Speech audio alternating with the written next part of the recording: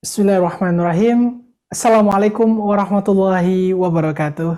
Waalaikumsalam. Alhamdulillah, pemirsa TVmu dimanapun Anda berada, semoga senantiasa dalam limpahan kesehatan, keberkahan, dan rahmat Allah Ta'ala. Alhamdulillah, pemirsa kembali hadir bersama saya Isam Marsha dalam program Catatan Akhir Pekan TVmu. Hadir dengan menyajikan sejumlah informasi dan informasi berkaitan dengan persoalan keumatan dan kebangsaan dan isu-isu aktual yang tentunya menjadi perhatian Persyarikatan Muhammadiyah, dan kita akan mengulasnya bersama Ayahanda Profesor Dr. Dadang Kahmat, Ketua Pimpinan Pusat Muhammadiyah. Dan tentunya dalam 30 menit ke depan akan menyajikan dan menghadirkan diskusi-diskusi berkaitan dengan bagaimana Persyarikatan menyoroti berbagai persoalan yang hadir dalam tema catatan akhir pekan kita. Dan pemirsa, pada kesempatan kali ini melalui catatan akhir pekan TVmu kita akan mengangkat persoalan anak yatim yang menjadi korban COVID. Maksudnya COVID-19 telah tentu kita tahu hingga saat ini menyisakan kepiluan, menyisakan korban yang begitu besar di seluruh belahan dunia termasuk di Indonesia, dan kita juga tahu hingga saat ini menjadi sebuah persoalan yang serius. COVID-19 juga menghadirkan persoalan baru yang terus hadir, di antaranya ini munculnya anak yatim piatu karena kehilangan orang tua akibat COVID-19.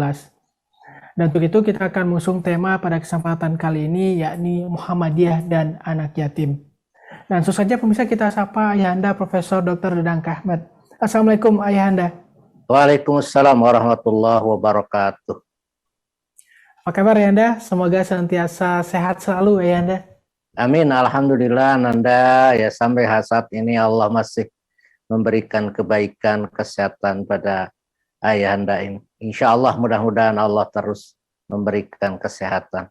Amin ya rabbal alamin. Alhamdulillah ya Anda, kita masih bisa berdiskusi pada catatan akhir pekan kali ini seperti biasa secara virtual. Qadarullah, masih di tengah pandemi, dan tema kita kali ini juga masih seputar pandemi ya, Anda, berkaitan dengan Muhammadiyah dan anak yatim. Tadi sedikit diulas di awal bagaimana realita COVID-19 menghadirkan anak yatim akibat orang tuanya meninggal akibat COVID-19. Setidaknya terhitung sebanyak 11.405 per Juli lalu anak yatim piatu yang hadir, dan Muhammadiyah insya Allah hadir sebagai salah satu organisasi terdepan dalam menyoroti dan mengawal persoalan ini.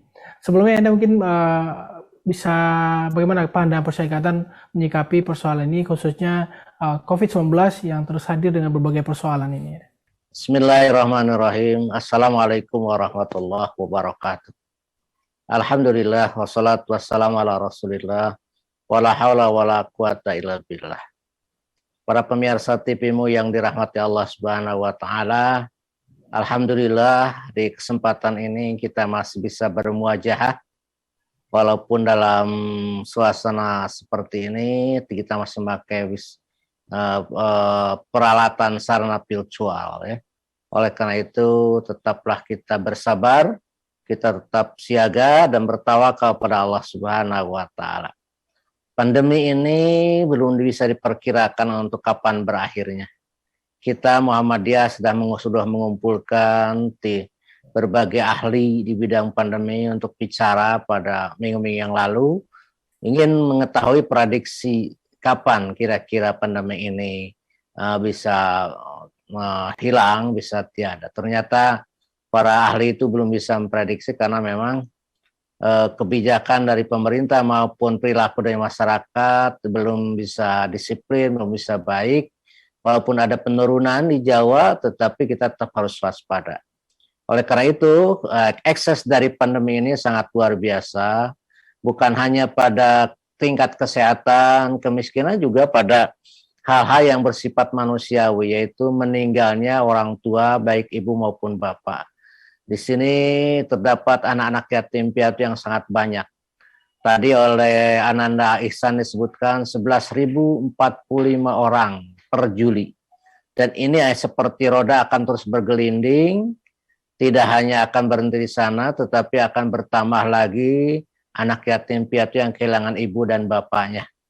Ada juga yang kehilangan bapaknya, ada yang kehilangan ibunya. Tapi yang kehilangan ibu dan bapak itu 11.000. Kalau total dengan kehilangan ibunya atau bapaknya saja itu bisa lebih dari 20.000.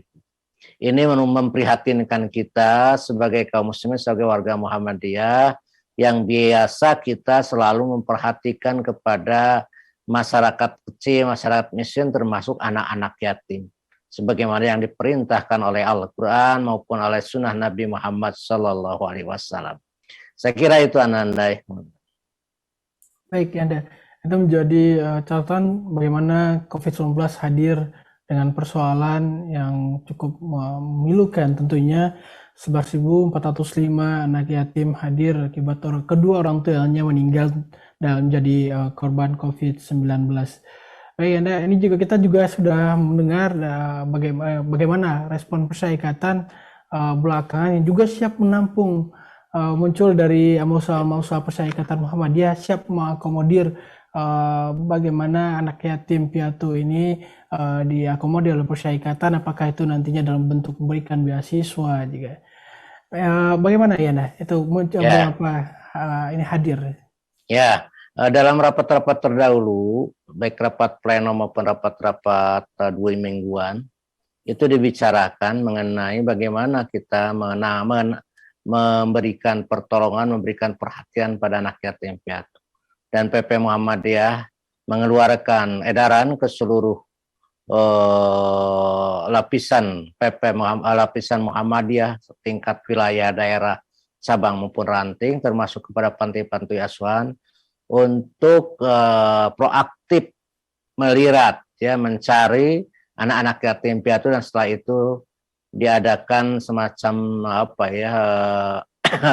pengasuhan, ya, untuk dibawa ke panti asuhan atau tetap disimpan di keluarganya dengan dengan perhatian dari kita Muhammadiyah. Itu mungkin itu Ananda, ya. Baik, ya, Anda. Itu menjadi mendapat perhatian serius tentu dari Persyarikatan yang kita tahu sejak awal terus aktif mengawal persoalan COVID-19, tentunya mengawal persoalan kemanusiaan, sosial, kemasyarakatan di berbagai bidang. Salah satunya juga Muhammadiyah aktif juga merespon persoalan yatim piatu yang hadir akibat pandemi COVID-19 ini. Baik, ya, Anda, kita akan kembali usai jeda berikut tentunya dengan tema kita Muhammadiyah dan anak yatim. Dan pemirsa tetap bersama kami dalam catatan akhir pekan TV-mu.